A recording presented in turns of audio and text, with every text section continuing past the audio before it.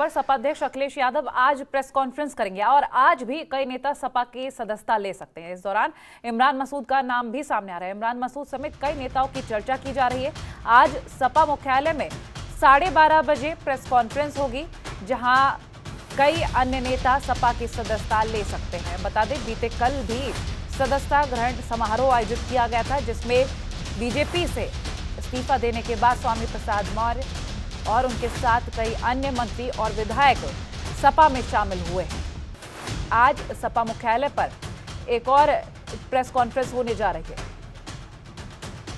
अवनीश हमारे साथ एक बार फिर से लाइव जुड़ गए हैं। अवनीश, हम जानकारी लेंगे सपा मुख्यालय पर इस कार्यक्रम के आयोजन को लेकर, क्योंकि प्रेस कॉन्फ्रेंस होने जा रही है। बीते कल जो प्रेस कॉन्फ्रेंस हुई उसमें कई नेताओं, मंत्रियों और विधायकों ने सपा की सदस्यता ली और आज भी यही कहा जा रहा है इमरान मसूद के नाम के साथ कई और नामों की भी चर्चा हो रही है। क्या अधिक जानकारी? जी बिल्कुल, देखिए 12:30 बजे का वक्त है जब समाजवादी पार्टी की प्रेस कॉन्फ्रेंस होनी है। समाजवादी पार्टी के मुखिया अखिलेश यादव उस प्रेस कॉन्फ्रेंस में रहेंगे और कई लोगों की सदस्यता लेने की भी सूचना आ रही है। तो सबसे पहला जो नाम आ रहा है वह इमरान मसूद का, क्योंकि लगातार 2-3 दिनों से इमरान मसूद अखिलेश यादव के संपर्क में है और अपनी सीट को लेकर बातचीत कर रहे हैं। अगर उनकी सीट फाइनल हो जाती है तो आज इमरान मसूद अपने तमाम समर्थकों के साथ वह समाजवादी पार्टी की सदस्यता ले सकते हैं। उसी के तहत अनुमान लगाया जा रहा है कि दारा सिंह चौहान भी समाजवादी पार्टी के मंच पर देखे जा सकते हैं। हालांकि इसका कोई आधिकारिक घोषणा अभी नहीं की गई है, लेकिन ये सूत्रों के हवाले से निकलकर सामने आ रहा है कि दारा सिंह चौहान आज पहुंच सकते हैं। इसी के साथ ही तमाम और भी कई नेता हैं जो समाजवादी पार्टी की सदस्यता लेंगे और सदस्यता के दौरान ही अखिलेश यादव कहीं न कहीं भारतीय जनता पार्टी की तमाम जो नीतियां हैं उस पर प्रहार करते हुए दिखाई देंगे। और जिस तरीके की सभा को लेकर कल जो कार्रवाई हुई है उस कार्रवाई पर भी अपना पक्ष रख सकते हैं। तो आज अनुमान लगाया जा रहा है कि इस पूरे मामले पर अखिलेश यादव अपना पक्ष रखेंगे और पार्टी की तरफ से कुछ न कुछ बयान जारी करेंगे। और जिस तरीके से उन्होंने अभी नीति बनाई है कि साइकिल चलाकर और बूथ स्तर से पैदल चलकर तमाम जो कार्यकर्ता हैं वो घर घर जाएंगे और समाजवादी पार्टी की क्या घोषणा पत्र आने वाला है, किस तरीके की नीति है, उस नीति को बताएंगे और कहीं ना कहीं भारतीय जनता पार्टी की नीतियों का विरोध करते हुए दिखाई देंगे और बताएंगे कि आखिर समाजवादी पार्टी की सरकार आती है तो जनता को उससे कैसा लाभ मिलेगा और जो परिस्थितियां हैं वो परिस्थितियां कैसा है और उन परिस्थितियों के अनुसार समाजवादी पार्टी की क्या जरूरत है। तो ऐसे में आज अहम माना जा रहा है और सबकी निगाह होगी कि 12:30 बजे जब उनकी प्रेस कॉन्फ्रेंस होगी तो कौन कौन से लोग समाजवादी पार्टी में शामिल होते हैं, आखिर अखिलेश यादव इस पूरी कार्रवाई पर अपना क्या कुछ पक्ष रखते हैं। चलिए, आप बने रहिए हमारे साथ, आगे भी आपसे जानकारी लेंगे। और वहीं यूपी की राजधानी लखनऊ में समाजवादी पार्टी के मुख्यालय में शुक्रवार को स्वामी प्रसाद मौर्य के साथ विधायकों की पार्टी में शामिल होने पर आयोजन हुआ था और इस दौरान कोविड प्रोटोकॉल और धारा 144 का खुला उल्लंघन किया गया।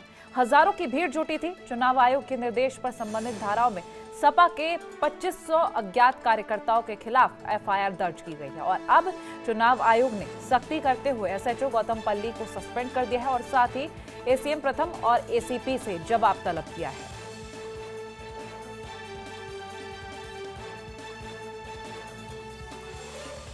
अवनीश लगातार हमारे साथ लाइव बने हुए हैं। अवनीश, सपा मुख्यालय पर जिस तरह से बीते कल जो आयोजन हुआ और एक आयोजन आज भी होने जा रहा है, बीते कल जिस तरह से एफआईआर दर्ज की गई है, 2500 कार्यकर्ताओं, नेताओं का नाम सामने आ रहा है और फिर ये भी कहा जा रहा है कि आज भी प्रेस कॉन्फ्रेंस है।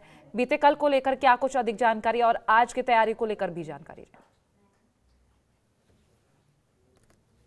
जी बिल्कुल, देखिए अगर बीते कल की बात करें तो समाजवादी पार्टी में स्वामी प्रसाद मौर्य, धर्म सिंह सैनी के साथ बड़ी संख्या में विधायक पहुंचे थे और उनके समर्थक पहुंचे हुए थे। ऐसे में समाजवादी पार्टी में पैर रखने की जगह नहीं थी, लेकिन जो चुनाव आयोग ने अपनी तरफ से गाइडलाइन बनाया था उस गाइडलाइन के तहत किसी भी सभा और रैली पर फिलहाल रोक थी। लेकिन जिस तरीके की कल सभा की गई उसमें बड़ी संख्या में लोग पहुंचे। ऐसे में कोरोना के प्रसार होने का अनुमान लगाया जा रहा है, शंका जाहिर की गई और उसके बाद जो चुनाव आयोग की गाइडलाइन है उसका भी उल्लंघन किया गया है और उसी के तहत मुख्य जिला निर्वाचन अधिकारी ने अपनी तरफ से एफआईआर दर्ज कराई और 2500 लोगों पर यह एफआईआर दर्ज कराई है और इसके लिए चुनाव आयोग ने पूरी आख्या मांगी थी जिला निर्वाचन अधिकारी से और उसके बाद मुख्य निर्वाचन अधिकारी अजय शुक्ला ने फिलहाल गौतम पल्ली के एसएचओ को अपने कर्तव्यों को जिम्मेदारी से पूरा न करने के आरोप में उनको निलंबित कर दिया। वहीं अगर बात करें तो रिटर्निंग ऑफिसर और एसपी ये दोनों को स्पष्टीकरण मांगा है। तो आज 11 बजे तक दोनों को स्पष्टीकरण देना है कि आखिर आचार संहिता लागू होने के दौरान और जिस तरीके की गाइडलाइन है उसको जारी किया करने के दौरान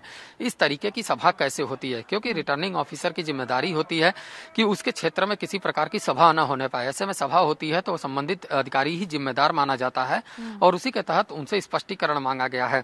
हालांकि देखना होगा कि 11 बजे क्या कुछ स्पष्टीकरण आता है, लेकिन चुनाव आयोग कहीं न कहीं सख्त है और ये पहला ऐसा मामला है जब बड़े स्तर पर यह बड़ी कार्रवाई होती है और 2500 अज्ञात लोगों के खिलाफ मुकदमा दर्ज करवा दिया जाता है। तो चुनाव आयोग ने दिखाया है कि वो पूरी तरह सख्त है और जो कोविड का गाइडलाइन है उसको हर हाल में पालन करना होगा, चाहे वो कोई भी दल के नेता हो, किसी भी दल की सभा हो, उस पर जो आचार संहिता है वो पूरी तरह लागू है। अगर किसी प्रकार की लापरवाही होती है, किसी प्रकार का उल्लंघन होता है तो इसमें संबंधित के खिलाफ तो कार्रवाई होगी, लेकिन जो संबंधित अधिकारी हैं उनके खिलाफ भी एक्शन लिया जाएगा। और उसी के तहत देखने को मिला है कि स्पष्टीकरण मांगा गया है, निलंबन की कार्रवाई की गई है और आज जब स्पष्टीकरण मिल जाएगा तो स्पष्टीकरण के बाद अनुमान लगाया जा रहा है कि रिटर्निंग ऑफिसर को भी निलंबित किया जा सकता है। ठीक है, और हम अगर बात कर रहे हैं प्रतिक्रियाओं को लेकर, क्योंकि स्वामी प्रसाद मौर्य की तरफ से भी प्रतिक्रिया सामने आई, अन्य किसी नेता की तरफ से भी, क्या सपा अध्यक्ष अखिलेश यादव की तरफ से कोई प्रतिक्रिया बीते कल को लेकर?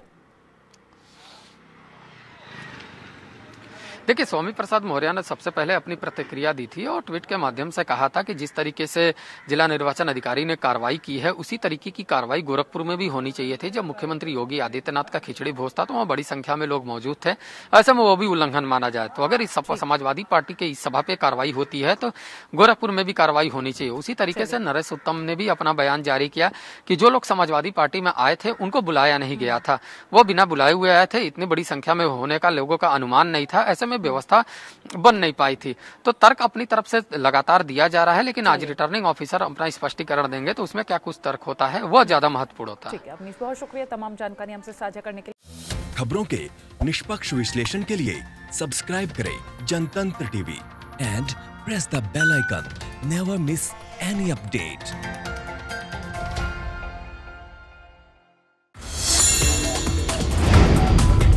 Download the Janatantra TV app, available on Google Play and App Store. Download it now.